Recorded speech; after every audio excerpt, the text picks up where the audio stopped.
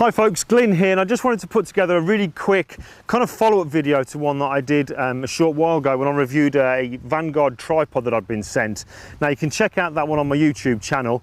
It was a great tripod. I can't quite remember the number, but you'll see it in the video. But there was a few things I didn't quite like about it. I'm not saying it was a bad tripod. Like most things, I have to work with things that are suitable for the way that you work, and that one didn't really suit me. So, long story short, I posted the video online. Vanguard saw the review, and like any good company would do, they've kind of like done a follow-up. They contacted me and said, look, we saw the review, we really want to be able to provide you with something that would fit exactly what you're after. So I kind of gave them a review of what I wanted, and they sent this one out here. Now this tripod here is the Alta Pro 284 CT.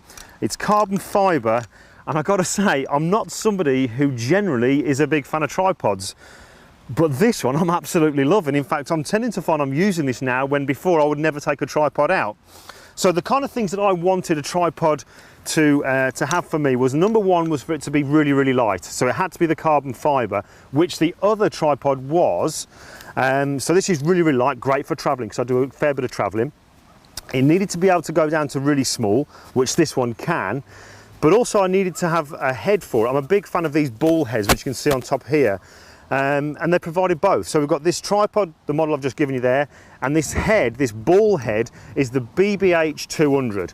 So together, the two of these, it goes down to pretty small, so I can attach this to my rucksack, which I carry around. It can also fit in my actual suitcase when I'm traveling on a plane.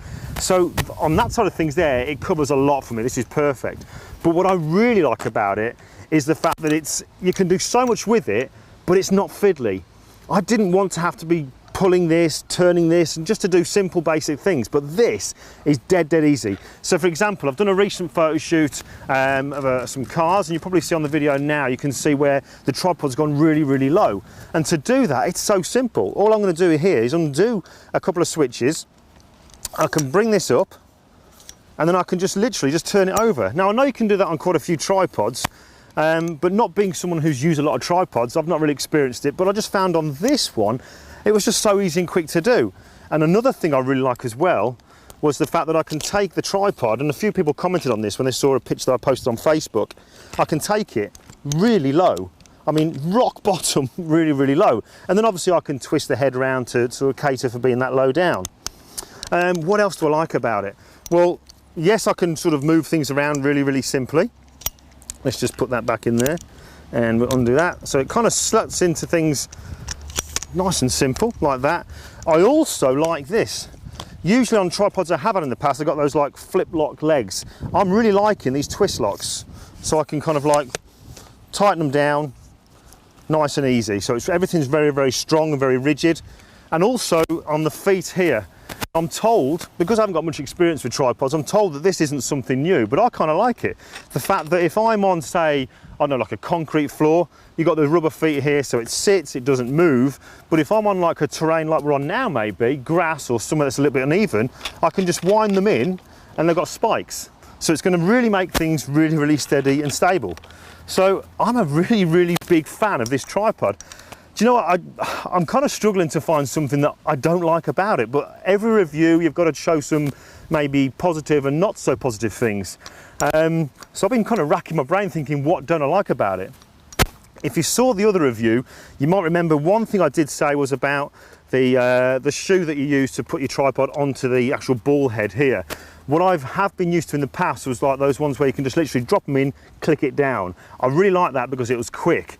Now this one hasn't got that, and basically to get this one into position here, I just kind of like slide it in and then turn this handle. But you know, okay, if I was going to be fussy, maybe I still do like those drop-in ones, but that's taking me what, seconds. So I'm liking that, and the fact that I can really tighten it down. This is really stable. This is a 70-200 on a Nikon D800 there. So it's a fair bit of weight, but we've been doing so much stuff with it over the last few days. This is absolutely planted solid. I've got no creep in it. If I put it at a certain angle or whatever, twist it around, lock it down, it stays in that angle. So I'm loving it, absolutely loving it. I'm doing my best to give you some real negatives here, but I really do like it. So it's the Vanguard, the Alta Pro 284 CT, and the BBH 200 ball head. Definitely worth checking it out. I'll see you next time.